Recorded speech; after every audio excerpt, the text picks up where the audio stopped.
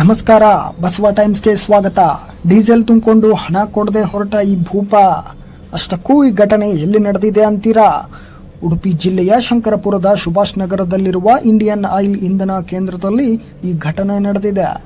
ಸುಮಾರು 4,711 ರೂಪಾಯಿ ಮೌಲ್ಯದ ಡೀಸೆಲ್ ತುಂಬಿಸಿಕೊಂಡ ಬಳಿಕ ಕಾರಿನಲ್ಲಿದ್ದ ಮೂವರು ಅಲ್ಲಿಂದ ಎಸ್ಕೇಪ್ ಆಗಿದ್ದಾರೆ.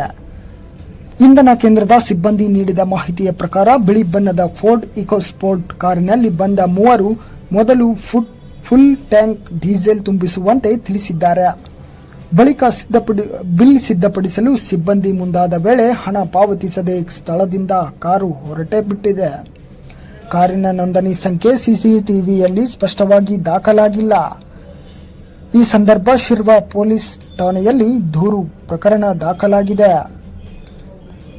ಪ್ರಕರಣ ದಾಖಲಿಸಿಕೊಂಡಿರುವ ಪೊಲೀಸರು ತನಿಖೆ ಆರಂಭಿಸಿದ್ದು ಸಂಬಂಧಪಟ್ಟವರ ಪತ್ತೆಗೆ ಕ್ರಮ ಕೈಗೊಂಡಿದ್ದಾರೆ.